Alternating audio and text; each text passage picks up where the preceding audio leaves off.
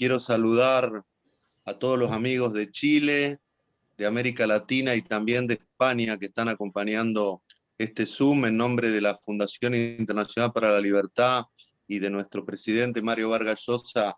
Quiero saludarlos y es un gran honor estar hoy compartiendo la organización de este evento con una institución queridísima como es Libertad y Desarrollo, una institución que formó parte de la FIL desde los orígenes, y con un querido y muy admirado amigo como es Moisés Naím, un periodista, intelectual, escritor, uno de los grandes talentos latinoamericanos, que también ha tenido siempre la gentileza de acompañarnos. Hoy nos convoca, también va a estar Sebastián Edward con nosotros, aunque de manera virtual, ya lo explicará ahora enseguida Rodrigo, pero bueno, nos convoca un tema apasionante y definitivo, como es lo que está pasando en Chile, ese país que todos vimos con admiración y como, casi como faro de luz a seguir, y que ahora está con una situación muy particular. Así que seguramente vamos a escuchar estos próximos minutos con mucha atención, con Moisés, como dije, una persona a la que tanto admiramos y valoramos. Así que es un placer para nosotros de la fila acompañar este evento. Rodrigo. Sí, bueno, gracias Gerardo.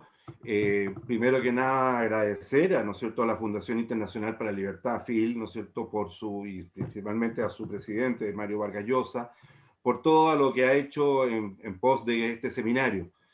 Como ustedes bien saben, el día de hoy tenemos programado la participación de Moisés Naím y Sebastián Edwards, y mañana continuamos con Cayetana, junto a una conversatoria, Cayetana Álvarez de Toledo, y un conversatorio con Lucía Santa Cruz. Para nosotros es importante como Fundación Libertad y Desarrollo, en una semana tan crucial como es esta, donde vamos a tener elecciones generales ¿cómo se llama?, este fin de semana, donde de manera inédita para el país se elige por primera vez constituyentes que van a redactar la nueva constitución en un mandato, como ya lo dije, inédito, que no solo va a condicionar o está condicionando la política contingente del día de hoy y de los últimos meses y del último año, sino que por supuesto también la proyección de este país, de nuestro país, por las próximas décadas. Estamos viviendo un momento sensible, no solo Chile, sino que también la región. Hemos visto en las últimas semanas los acontecimientos de Colombia, y eso hace interesante poder discutir con destacados intelectuales y políticos del mundo iberoamericano, lo que es hoy día un tema emergente con fuerza, que ha emergido con fuerza en Latinoamérica, que es el populismo. Es por eso que hemos invitado el día de hoy a dos personas, un chileno, Sebastián Edwards, economista, destacado con una trayectoria internacional que le permite tener una visión no solo del punto de vista económico, sino que también del punto de vista político, una visión de contexto de la región. Él se ha excusado en último minuto, tuvo una dificultad de último minuto, pero nos envió un video y se comprometió y nos ofreció, y por lo tanto se comprometió a participar mañana post la conferencia y la conversatorio de Lucía con Cayetana Álvarez de Toledo, para poder en una media hora responder las preguntas a la audiencia que hoy día está en este seminario. Así que vamos a transmitir un video corto con la idea fuerza de su presentación, pero retomamos mañana el ciclo de preguntas que creemos que es tan fundamental en el momento que estamos viviendo.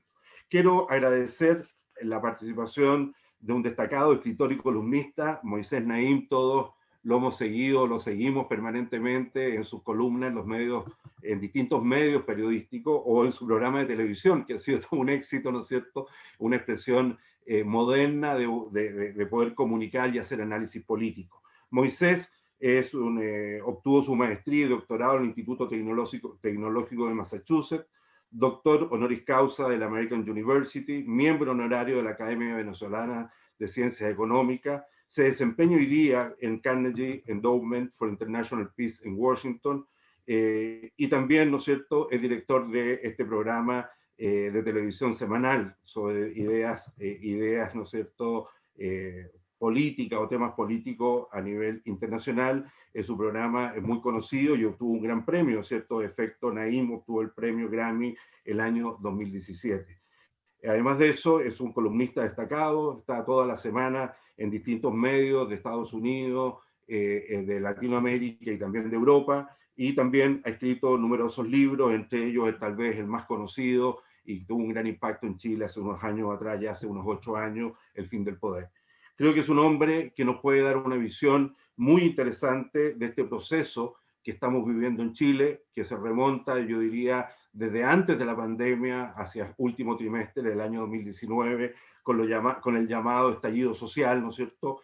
Con la situación de continuidad, la crisis de pandemia y social que estamos viviendo y, por supuesto, con su proyección a partir de el tema post, ¿no es cierto?, elección y la redacción de la nueva Constitución. Solamente recordarle a las personas que están participando de este encuentro de que a través de la casilla pregunta y respuesta nos pueden enviar las preguntas, cosa que después de la presentación de Moisés podamos interactuar en función de estas preguntas. Y finalmente recordar que mañana continuamos, ¿no es cierto?, de 9 a 11 con la presentación de Sebastián Edwards y Cayetana Álvarez de Toledo. Ahora quiero dejar, ¿no es cierto?, este video de la presentación de Sebastián Edwards, un video corto con donde explica sus principales ideas respecto a esta conferencia y después retomamos con Moisés para efectos de su presentación. Por favor, si nos pueden poner el video.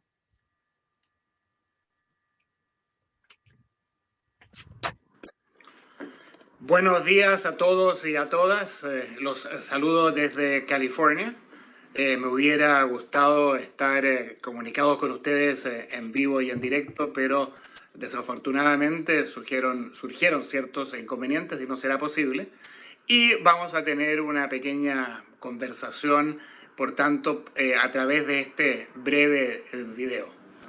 También me da una enorme tristeza no poder compartir el estrado con mi gran amigo Moisés Naim, a quien conozco desde hace tanto tiempo y he admirado en forma sistemática siguiendo sus presentaciones, sus escritos y todo este éxito que ha tenido. Lo que quiero hacer hoy día es hablarles brevemente de la crisis en la cual está sumida nuestra región. Y no tengo que explicarles la magnitud ni lo generalizada de esa crisis. Basta recorrer el mapa empezando por México, Centroamérica, bajar Venezuela, Colombia, Ecuador. La elección finalmente anduvo bien, pero yo creo que la presidencia del señor Lasso va a ser difícil, compleja, llena de desafíos. Y luego seguimos Perú, Bolivia, Chile, Argentina, quizás Uruguay, una isla de racionalidad y de mesura, pero una región en crisis. Y esta crisis creo yo que se manifiesta más que nada en el caso chileno, que produce más inquietud, más curiosidad y más preocupación. Mis colegas acá en UCLA preguntan qué pasó con este país que iba avanzando en forma firme y dentro de un marco de libertad, de respeto a la ley. ¿Qué pasó que de pronto eso se desriela, produciendo además un efecto muy negativo porque era un país al cual muchos aspiraban, no solo en América Latina, sino que en el resto del mundo, a emular? Quiero hablar de las razones por las cuales llegamos a esta crisis y esbozar muy rápidamente alternativas para enfrentar lo que viene hacia adelante. Algunos de ustedes me han escuchado con anterioridad. Hemos tenido una charla hace un tiempo en la Fundación por la Libertad y la primera vez, creo, que formulé estas ideas en una forma estructurada y bien armada fue para el aniversario de 25 años de la Fundación Libertad y Desarrollo. Hace ya mucho tiempo, donde en esa oportunidad tuve el honor de ser invitado al evento que se realizó en el Hotel Intercontinental de Santiago. Y lo que planteé en esa oportunidad es que lo que había sucedido, lo que en ese momento todavía no terminaba de suceder, pero yo ya vislumbraba, era que la izquierda había arrebatado o se había adueñado de el relato y la narrativa imperante, dominante, era el relato de la izquierda. Un relato que hablaba de un sistema injusto, un sistema lleno de abusos, un sistema que aumentaba erróneamente e incorrectamente y en forma no verídica la desigualdad, la pobreza, la destitución. Y este relato, amplificado a través de las redes sociales, cosa que anticipó Moisés Naim en ese libro ya legendario, en que muchos de nosotros decíamos, no, es una exageración de Moisés, pero tuvo toda la razón. La izquierda con este relato empieza a crear una sensación de que las cosas no andan bien y que atrapa a una nueva generación de gente joven y también empieza a bajar a las capas medias y a las capas populares. Una manera de verlo es lo que acabo de decir. La izquierda arrebata y se hace del relato. La otra manera de ver, que creo yo que es más correcta, es que los defensores o partidarios, no defensores, partidarios de la libertad y del capitalismo, le regalan la narrativa, le entregan en bandeja el relato a la izquierda, sin entender que la guerra de ideas sigue avanzando, que la historia no termina como dice Frank Fukuyama, no hay un final de la historia, o como se dijo que dijo Frank, y que por lo menos la guerra de ideas continúa para siempre, y que hay que defender estas ideas de libertad, de Estado de Derecho, de capitalismo, de esfuerzo. Es lo que mi amiga Deirdre McCloskey, en su trilogía de la dignidad burguesa, habla sobre la necesidad de predicar, predicar, predicar y predicar estas ideas que hoy día están bajo ataque. Y creo yo que el haber entregado el relato, el haberse desentendido, al haber empezado a pensar que era autoevidente la superioridad de nuestra manera de ver las cosas, hace que, siguiendo quizás una posición intuitivamente natural, este grupo se dedique a vivir su vida con su autonomía y su libertad y se desentiende de esta guerra de ideas. Entonces yo les pregunto, en Chile, y disculpan a las personas que están de otros lugares porque voy a usar nombres de personajes, ¿dónde están los periodistas que defienden las ideas de la libertad y el mercado en la televisión o en los medios dominantes chilenos? ¿Dónde están los Daniel Matamala, las Mónicas Rincón, los Fernando Paulsen? No hay. Hay muy buenos periodistas, pero que no tienen el mismo rol que juegan esos periodistas en esta pelea y lucha por el relato. Un segundo factor, creo yo, que es irrelacionado, que es importante para explicar lo que sucedió, es que la derecha en Chile, con la elección del presidente Piñera, malinterpreta la votación que obtiene el presidente Piñera en esa elección y piensa que hay un mandato que nace de un convencimiento que las ideas pro mercado, pro libertad son dominantes. Y esto yo creo que no es así. Y lo que sucede es que el presidente Piñera triunfa en la segunda vuelta por un amplio margen, un margen importante, pero son votos prestados, no son votos convencidos, sino que son votos de gente que todavía está atrapada o muy influenciada por el relato de la izquierda. Por tanto, ¿qué hay que hacer para adelante? Una cosa que yo vengo diciendo desde la reunión de Libertad y Desarrollo de los años 25, eso debe ser 6, 7 años atrás, predicar, predicar y predicar.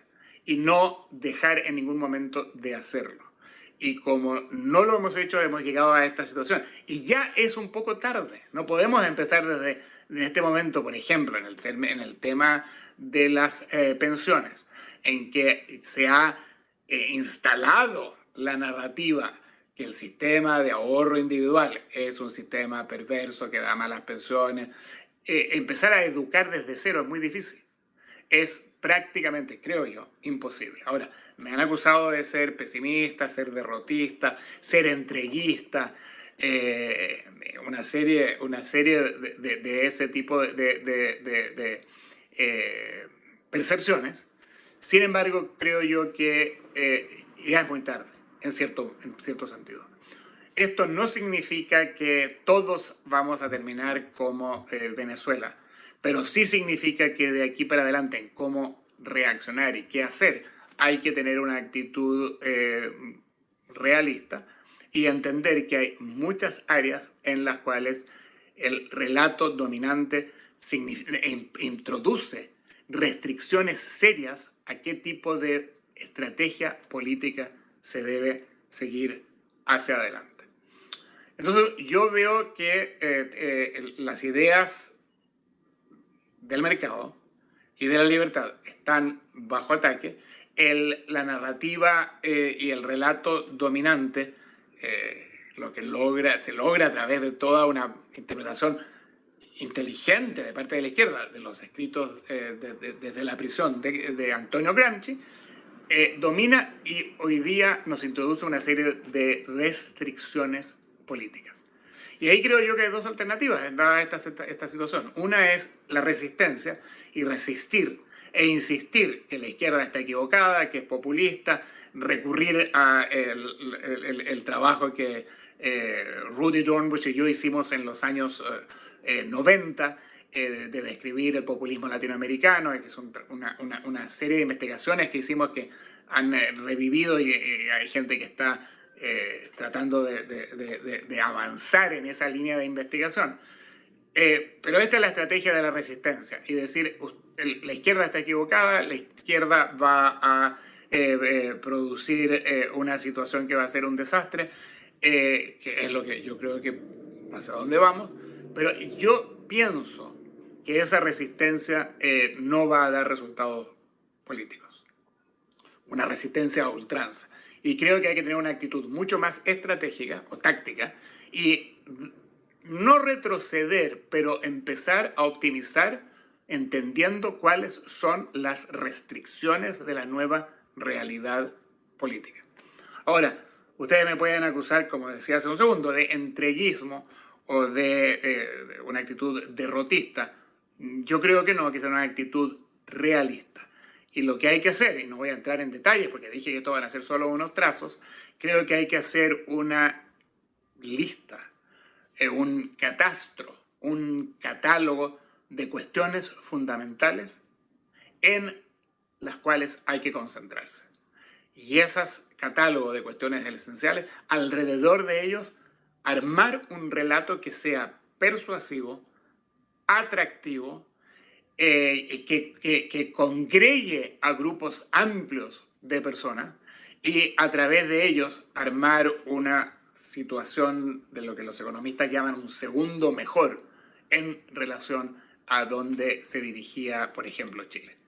Yo estoy convencido que en 5 años más Chile va a estar en una situación desmejorada en relación a la trayectoria orgánica que hubiera seguido el país sin el estallido social, sin la nueva constitución, sin todos estos cambios que se han producido en esta algidez y en esta especie de locura de efervescencia parlamentarista.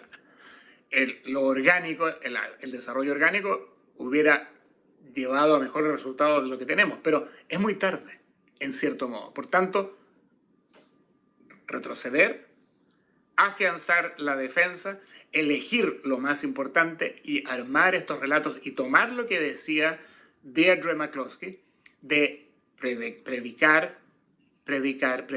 Suena más lindo, yo creo, en inglés, ¿no? Preach, o más como más compacto. Preach. Eso es lo que dice Deirdre. Pero el mensaje esencial que quiero yo dejar, y con esto termino, es el mensaje de la guerra de ideas y el relato. La izquierda lo entendió muy bien desde los años 30, desde Gramsci, pero después de los fracasos de los socialismos reales, del fracaso del gobierno del presidente Allende y de otros fracasos de la izquierda, la nueva izquierda entiende que no es el fusil, sino que son los relatos los que los va a llevar al poder y a implementar sus ideas. Ese es el mensaje que les quiero dejar.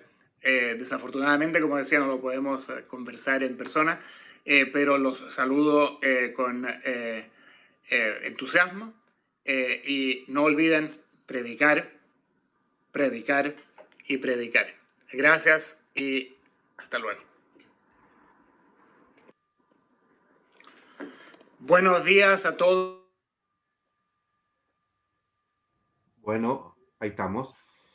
Bueno, interesante las palabras de Sebastián, ¿no es cierto? Y su diagnóstico y la propuesta de futuro que nos hace. Yo que invito a todos los que nos están escuchando mañana a participar, ¿no es cierto?, en el conversatorio, donde le podremos hacer varias preguntas. De hecho, me interesa a mí afinar un poquito más esta propuesta. Él conoce bien la realidad nuestra, el detalle de nuestra realidad, y poder preguntarle dónde él en qué dimensiones afinaría este relato que nos plantea, ¿no es cierto?, como elementos esenciales para la prédica, como instrumento político del siglo XXI. Pero bueno, mañana tendremos la oportunidad de seguir conversando con él, y ahora quiero dejar a Moisés, ya lo presentamos. Moisés, bienvenido nuevamente, muchas gracias por tu tiempo y por tu participación en la fundación, en el seminario de la Fundación Libertad y Desarrollo. Muchas gracias por la presentación, Rodrigo. Muchas gracias, Gerardo, Marcela Cubilla. Encantado de estar con ustedes. Me pidieron que hablara del populismo y su presencia en América Latina en estos tiempos y antes. Voy a hablar de 5 mitos, de 5 no verdades, 5 falacias del populismo. Después voy a hablar de 2 realidades y después del populismo, para pues aterrizar brevemente en Chile y su reforma constitucional. La primera de los 5 mitos o falsedades que hay con respecto al populismo es que el populismo es una ideología. Como termina con ismo, entonces socialismo, comunismo, capitalismo, etcétera, los ismos llevan a pensar en ideologías. Y no, como vemos, basta pensar en Jair Bolsonaro coexistiendo en el mismo mapa político que Andrés Manuel López Obrador, el primero de Brasil, el segundo en México, uno muy de derecha, otro muy de izquierda. Entonces, bastaría eso. Pero sin embargo, a través del tiempo lo hemos visto, el populismo ha servido para todo, ha servido para las infinitas variaciones del peronismo. Recordemos que el peronismo fue neoliberal durante la época de Menem, para después ser más socialista, y ahora están en una mezcla rara de socialismo del siglo XXI con reacomodos de todo tipo. Y lo hemos visto en todas partes. Por supuesto que Donald Trump es un populista, fue un populista y sigue siéndolo. Entonces, la idea de que el populismo es una ideología que orienta políticas públicas no es, por lo menos no es completa, y esconde una realidad que es que simplemente es una estrategia para obtener y retener el poder, y que hay una fórmula que utilizan los populistas independientemente de su ideología, que la repiten en todas partes y es muy conocida. Y podríamos discutirla después, pero yo creo que eso es suficientemente conocido. La segunda, el segundo mito que hay con con el populismo es que solo es una enfermedad política que solo ocurre en democracias no consolidadas, en democracias inmaduras, algunos las han llamado. Bueno, de nuevo, hemos visto a Boris Johnson en el Reino Unido, de nuevo a Donald Trump también, hemos visto en Europa, lo hemos visto en democracias que pensábamos intocables, inmutables y consolidadas. Basta recordar las escenas terribles que vimos en televisión del ataque al Capitolio de los Estados Unidos por una turba de populistas arengados por Donald Trump de nuevo, ¿no? Entonces, el populismo no es una enfermedad de la cual están inmunes las democracias consolidadas, largas, establecidas, y que pensábamos que eran intocables y muy bien establecidas, como dije. El tercer mito es que el populismo y las recetas que siempre lo acompañan, tanto de derecha como de izquierda, son económicamente sostenibles. Y lo hemos visto. Esto no es cierto. Hay una propensión, el populismo necesita hacer promesas constantes para hacer lo que muchas veces no hay dinero para hacer. Es propenso al endeudamiento, es propenso es anti-empresa privada, y a menos que las empresas privadas sean propiedad de amigos, de generales, de militares, de familiares de la élite populista gobernante, ¿no? Es nacionalista, es proteccionista, y de nuevo lo hemos visto en todos los ámbitos. Sebastián Edwards en su video mencionó un ensayo un artículo que él publicó con el famoso profesor Rudy Dornbush, que se llama la economía del populismo en América Latina. Y ese es un artículo antiguo ya, pero realmente ya está todo. Ellos lo vieron todo, lo pronosticaron todo y hicieron una disección de cómo funciona la política económica del populismo, y sigue siendo muy vigente tantos años después. El otro mito es que es un esfuerzo por unir a la sociedad, por unir al bravo pueblo, al pueblo noble, al pueblo sufrido, al pueblo explotado, al pueblo pobre, a la gran masa de la nación. Y que entonces los populistas se encarnan a los héroes reivindicadores, protectores del pueblo. Y por lo tanto, como los pobres son la mayoría, unifican al país. Bueno, hemos visto que no, hemos visto que los populistas tienen una enorme propensión a la polarización. Ellos necesitan polarizar para gobernar. De nuevo, forma parte de una estrategia de obtener y retener el poder. Es simplemente la noción de que divide y vencerás llevada a sus extremos más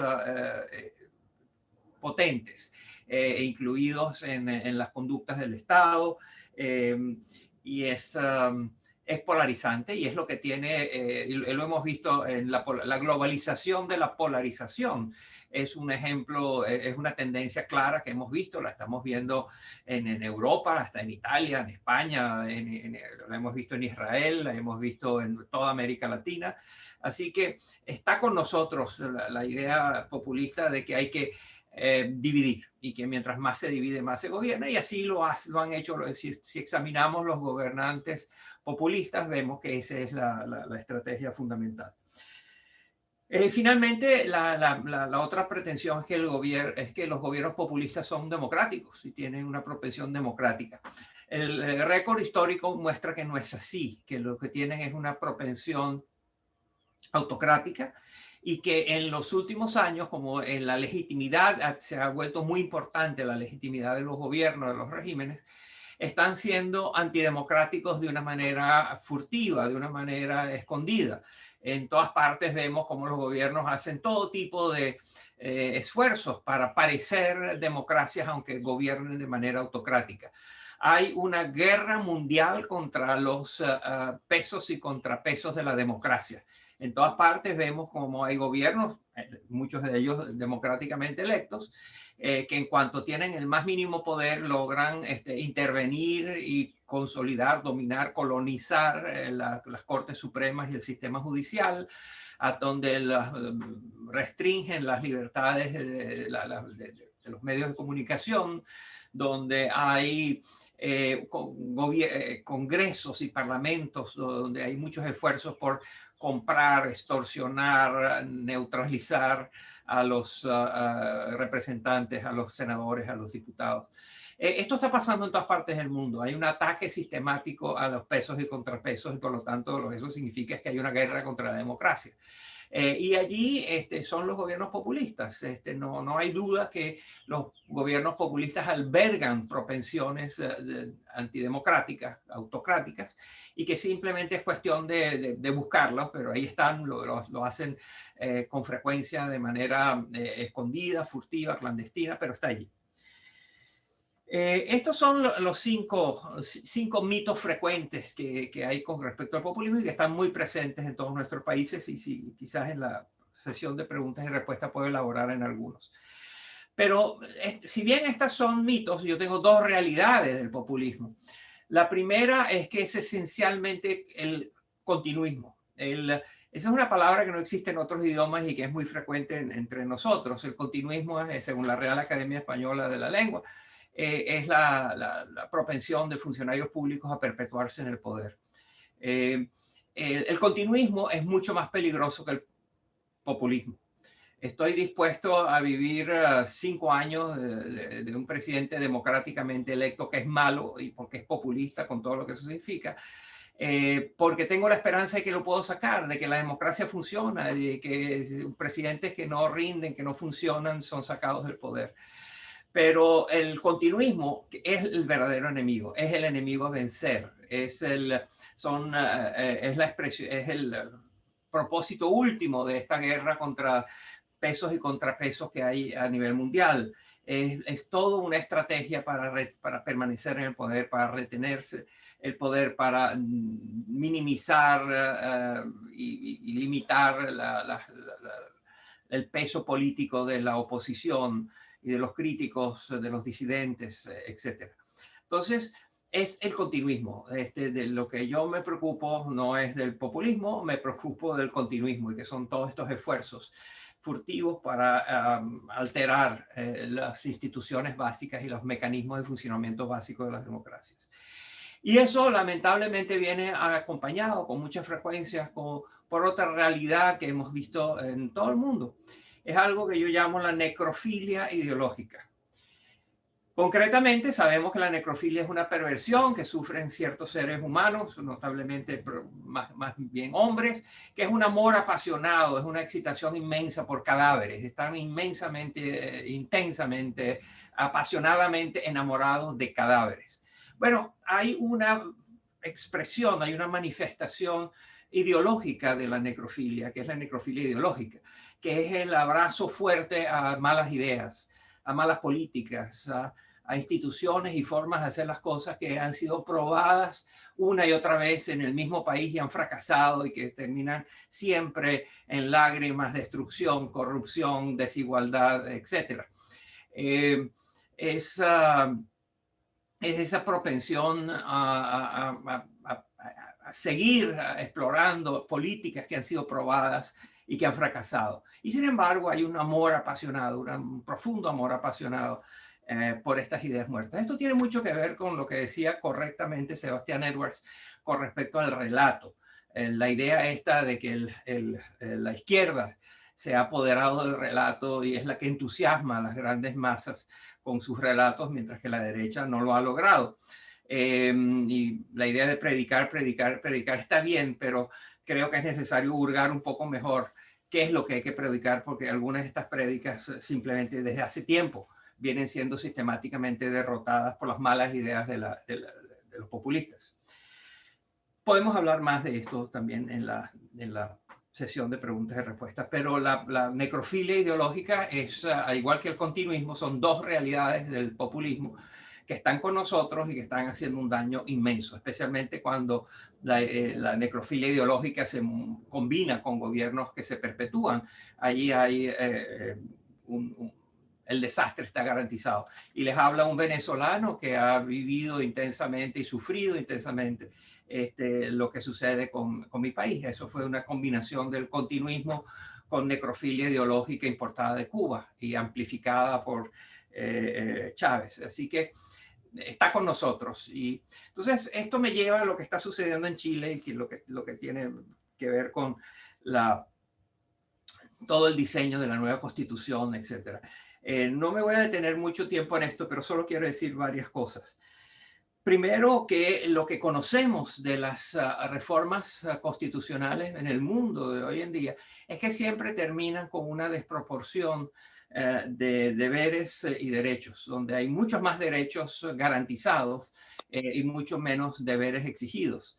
Eso hace gobiernos esencialmente frágiles, débiles, hace sistemas políticos débiles, porque hay las expectativas consagradas en la Constitución de que la población tiene derechos enormes a muchísimas cosas. Y entonces es muy tentador en un proceso de reescribir la Constitución, es la idea de refundar el país, de rehacer un país, añadiéndole todo tipo de derechos que tienen los ciudadanos, pero atendiendo menos o dándole menos peso a los deberes de los ciudadanos. Esto es un desbalance que es muy común, hemos visto en los últimos años, en los cuales ha habido esta reescritura, esfuerzos constitucionales de refundar una nación. En muchos países ha sido llevada adelante en nombre de la lucha contra la pobreza, de la lucha contra la injusticia, de la lucha contra la desigualdad, y ha terminado siendo esencialmente un proceso que perpetúa, que le da más tiempo en el poder a los que están en el poder. Lo hemos visto en Venezuela claramente, lo hemos visto en Nicaragua, lo hemos visto en Ecuador. Esencialmente lo primero que hacen estos gobiernos es primero tomar control de la Corte Suprema y del sistema judicial, y segundo pedir una nueva constitución. Estamos viendo como el candidato en Perú en estos días está pidiendo, a quien está enfrentando Keiko Fujimori, está pidiendo, Pedro Castillo está pidiendo un cambio constitucional que tiene todas estas características.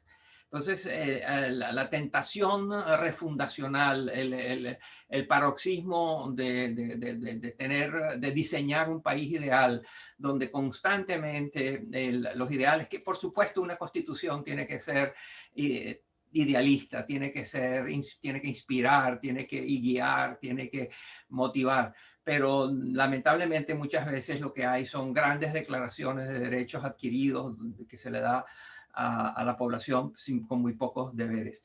Allí yo tengo una sugerencia que podemos conversar, que es la de hacer reformas constitucionales que estén basadas en evidencia.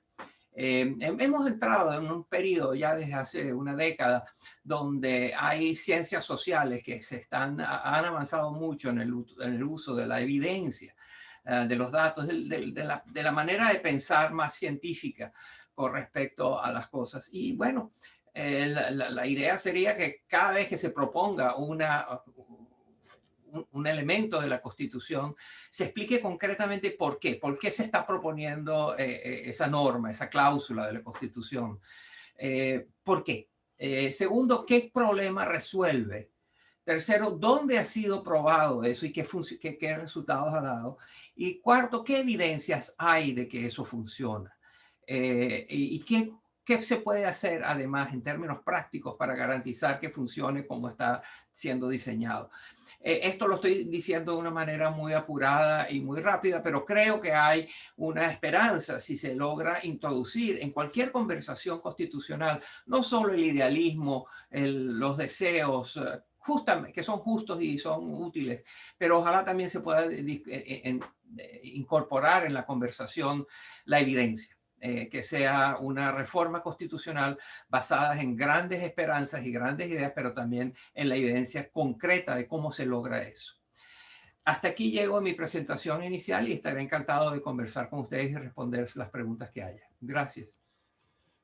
Muchas gracias, Moisés, por las palabras.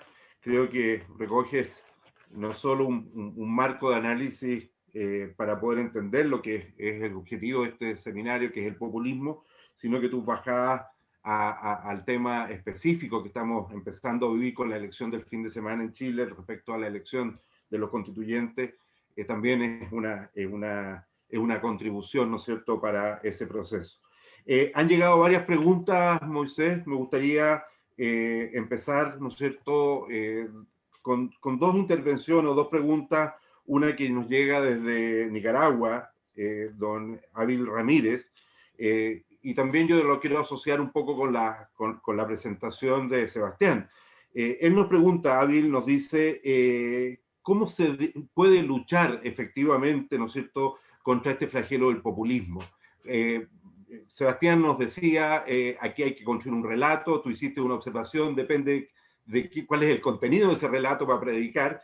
Y yo creo que aquí hay un tema que es interesante, no solo en términos de cuál es la posición que deberán tomar los grupos políticos pro mercado, pro libertades, ¿no es cierto?, en función de luchar contra este populismo.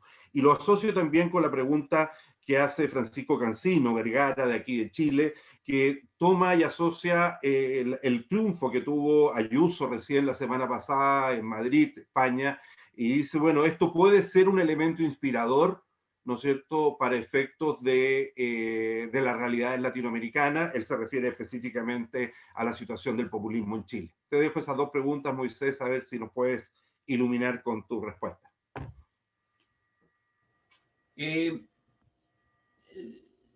Yo lo que creo es que uno de los errores que han sido cometidos por quienes tratan de enfrentar las narrativas, los relatos, es negar ciertas realidades que la gente vive todos los días. A alguien que no tiene cómo llevarle comida a sus hijos, las ideas sobre pesos y contrapesos de la democracia, una sociedad de derechos, una sociedad que protege la libertad, son abstracciones. Sus realidades son cómo darle de comer a sus hijos. Hoy, esta tarde, no dentro de 20 años, no cuando se hagan las reformas, no cuando se ajusten las cuentas fiscales. Hoy, ¿cómo hago para alimentar a mis hijos? ¿Cómo hago para que mi hijo en el hospital, para comprar medicinas a mi mamá enferma? Entonces hay realidades cotidianas que no se pueden esconder. No se puede esconder la desigualdad. Se puede discutir acerca de cuánto es y si el índice de Gini y la curva de Lorentz han subido o han bajado, pero esos son tecnicismos. O sea, la gente vive con las consecuencias de la desigualdad y yo creo que lo hemos visto a nivel mundial con lo que está pasando con la pandemia. No hay dudas de que la pandemia ha tenido, a pesar que es muy universal y no perdona, grupos sociales ni estructura social, y todos somos vulnerables y podemos estar afectados. No hay duda de que quienes tienen menos recursos han sido más afectados y están pagando las consecuencias de una manera significativa. Así que yo creo que hay una conversación importantísima. Yo no dudo que hay que llevar adelante una conversación que aclare cuáles son las narrativas ganadoras, cuáles son las narrativas, los relatos que ganan, y cómo hacer para ser relevantes en la práctica. Y tienen que enfrentar cosas tales como la antipolítica, tales como la fake news, las informaciones falsas, todo lo que circula por internet. En fin, va mucho más allá que de hacer la prédica por una sociedad de mercado y democrática.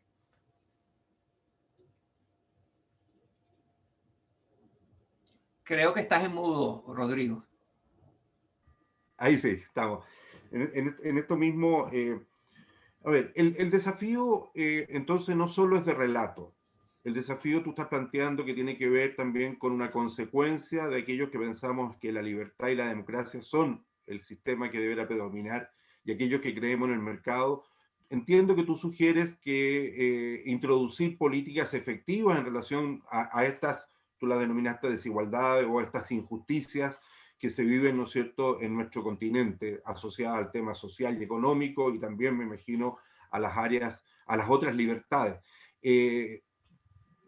¿Cuál experiencia, ¿no es cierto?, tú has visto que puede ser iluminadora en relación a esto? Hacía mención yo al caso de España, Madrid exactamente, donde ahí hay un triunfo electoral frente a la izquierda muy relevante. Ese discurso, esa expresión de Ayuso podría tener algún correlato con lo que viene a futuro en Chile.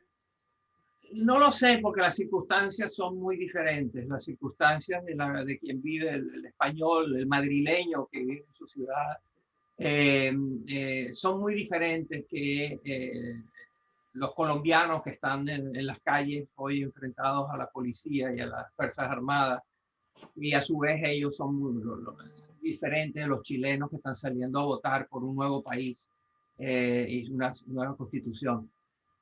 O sea, no hay duda que hay cosas parecidas, pero yo creo que hay un relato general con el cual todos estamos, al menos yo estoy de acuerdo, que tiene que ver con la absoluta, radical defensa de la libertad y de la democracia, y tener desconfianza con respecto a esas promesas que prometen mucho y logran poco. La necrofilia ideológica está allí, yo le tengo mucho temor a eso.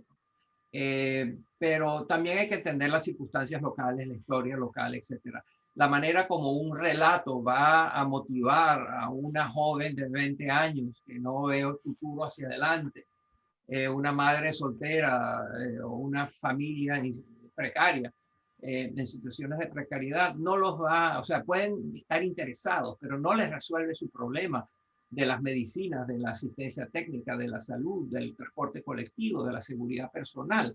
Son las realidades cotidianas, ¿verdad?, sobre las cuales los grandes relatos abstractos sobre principios fundamentales de la construcción de la sociedad no compran mucho apoyo. En ese sentido, lo que viene post pandemia, post crisis sanitaria, post crisis económica producto de la pandemia, hace más complejo todavía, en tu opinión, la situación de nuestros países latinoamericanos, entendiendo que el impacto en la restricción de libertades, por una parte, y por otra parte, el impacto económico y social, estamos claros que va a ser fuerte en todos los países, con distintas dimensiones, pero va a ser una realidad.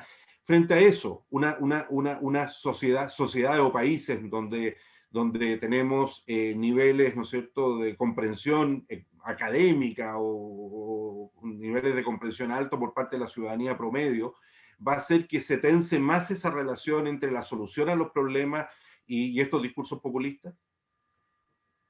Lo que viene en América Latina va a ser muy duro. Ya Sebastián lo mencionó, y las estadísticas son conocidas. Estamos pasando por una combinación de crisis económica muy profunda. América Latina es el campeón mundial de las crisis devastadoras que periódicamente azotan a los países y castigan a la gente. Pero nada de lo que hemos visto hasta ahora va a ser parecido a lo que viene. No hay fuentes de crecimiento económico claras, no hay maneras de una clara inserción que hacer con la inserción de América Latina en la economía mundial. El cambio climático está aquí y América Latina, hay un estudio del Banco Interamericano de Desarrollo que muestra que América Latina es de las regiones más vulnerables de las consecuencias que tiene el cambio climático. La revolución digital y la inteligencia artificial están aquí y están transformando todo, desde el empleo y el trabajo y a quiénes se emplean y en qué condiciones, hasta la salud remota, la educación remota, etc.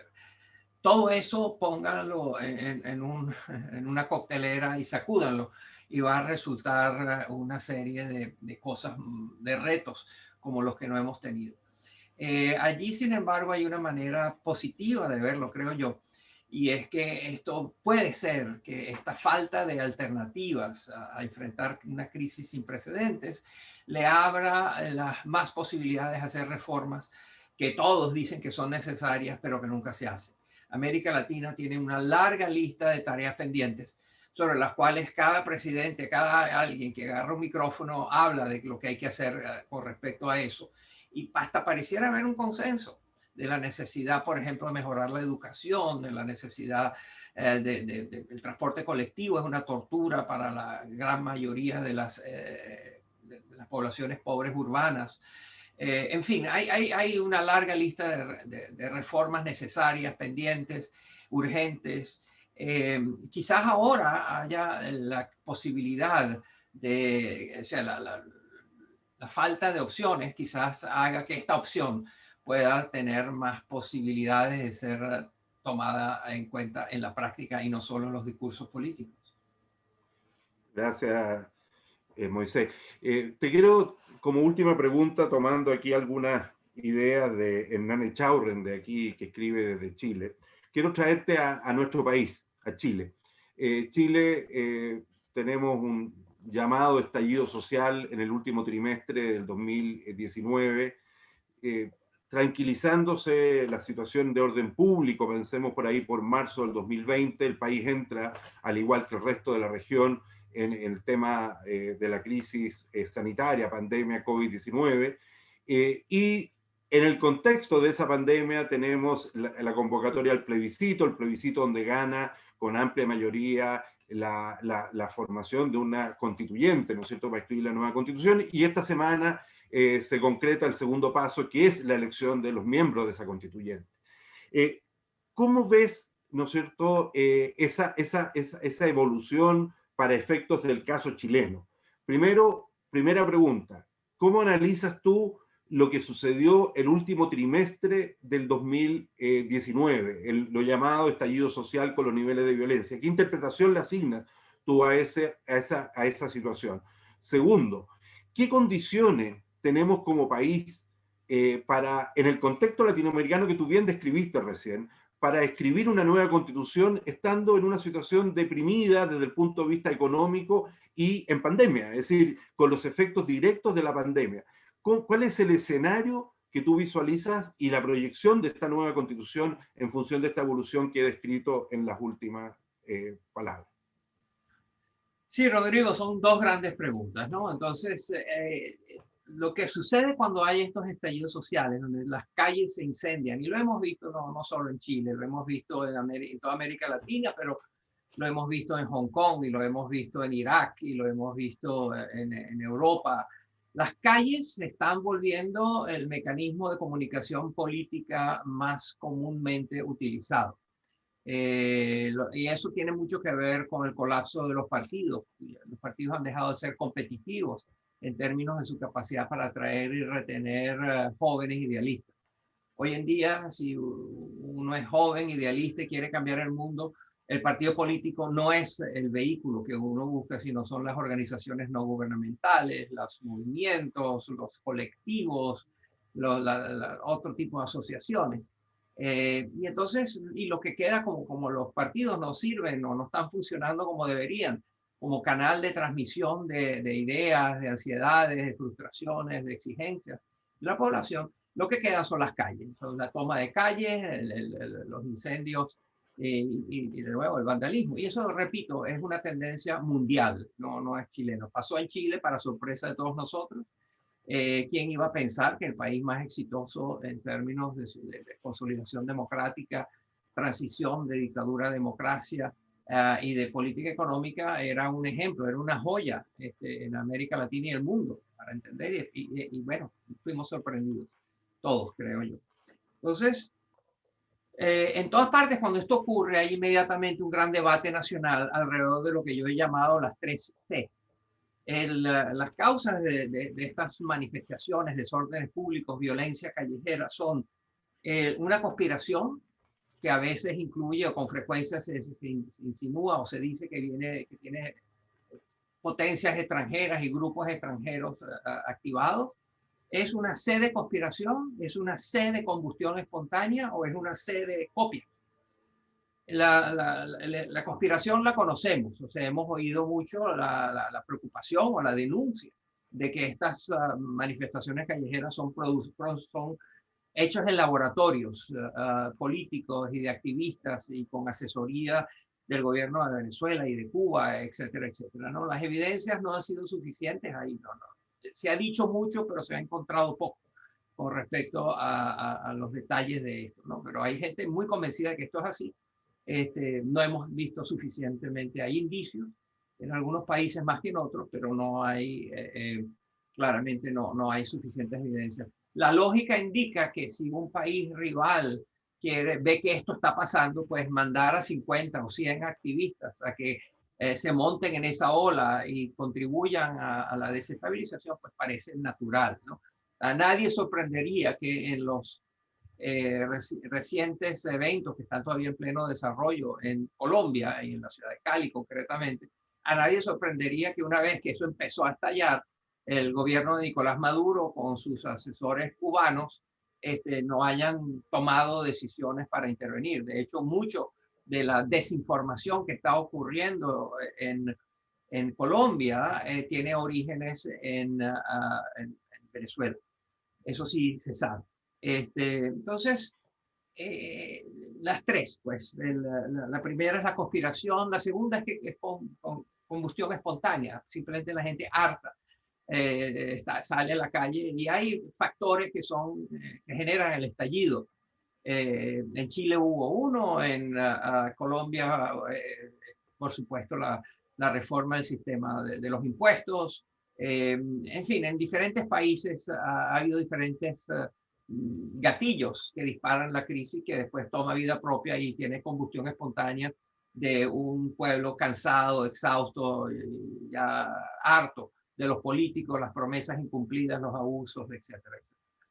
Y finalmente es la copia. Es el ver que en otras partes esto tiene resultados, el ver que las calles pueden ser tomadas y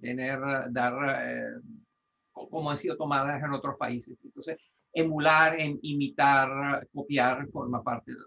Entonces, en todas partes donde hay disturbios callejeros, hay estas tres, hay un debate nacional con la gente piensa que le da diferente peso a cada una de estas tres. Luego, tu segunda pregunta es las condiciones para hacer una constitución. Y tú muy bien, acertadamente, haces la lista de los factores de la pandemia y de la crisis económica. Y que, bueno, ¿cómo se puede hacer reescribir o escribir una nueva constitución en un contexto como este?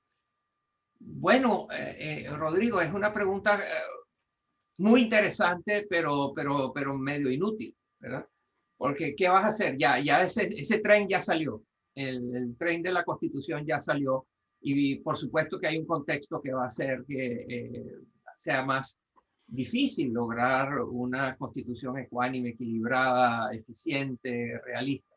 Pero esa pelea hay que darla en cada una de las sesiones que van a tener los constituyentes.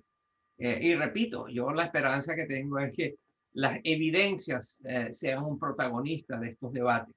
Que cuando la gente haga afirmaciones acerca de cuáles son las leyes, los párrafos y las normas y las que están proponiendo la Constitución, presenten evidencias de cómo funciona eso. Y creo que en algunos casos va a ser muy fácil presentarlas y va a ser obvio, en otras va a requerir más trabajo. Gracias, Moisés. Estamos en la hora, ya son pasadas las 11 de la mañana, hora chilena. Agradecerte por tu tiempo, por tu experiencia, por tu visión. Agradecer también a la Fundación Internacional para la Libertad, especialmente a su director general, a Gerardo, por la posibilidad de haberte convocado, a ti y a Sebastián. Y bueno, y cerrar solamente diciendo, Moisés, que el Chile actual tiene un desafío grande. Nosotros vamos, como Fundación Libertad y Desarrollo, seguir trabajando por estas ideas de libertad y de mercado. Creemos que las recomendaciones o las ideas o las propuestas, tanto de Sebastián como las tuyas, son iluminadoras, no solo para nosotros como centro de pensamiento, sino que también para la audiencia que nos escucha. Y nuestro compromiso es ese, es continuar y acompañar todo este proceso constituyente porque le damos un gran valor y trascendencia a futuro. Creo que tu recomendación final de las evidencias y de estas preguntas que nos planteaste deberán ser casi un decálogo, una lista, ¿no es cierto?, básica para efecto de todo el proceso de apoyo que le vamos a dar a los constituyentes que piensen con estas ideas en términos de qué se propone, por qué se propone, qué problemas deben resolverse, dónde ha sido probado, qué es el verdadero mito que se genera en las discusiones de políticas públicas. Aquí todos dicen que hay recetas que están probadas y finalmente cuando uno las escarba encuentra que tienen poco contenido empírico. Así que te agradezco nuevamente a la Fundación Phil por su apoyo y a ti especialmente por tu tiempo. Los dejo invitados a todos mañana a las 9 de la mañana hora chilena con Cayetana, ¿no es cierto?, y Lucía Santa Cruz en un conversatorio, y finalmente vamos a tener un tiempo para conversar y hacerle las preguntas a Sebastián en función de la presentación que nos hizo el día de hoy. A todos muchas gracias, y especialmente a ti, Moisés, en el día de hoy. Muchas gracias, Rodrigo. Gracias a la Fundación y gracias por la invitación. Y gracias a todos ustedes por haber estado aquí con nosotros.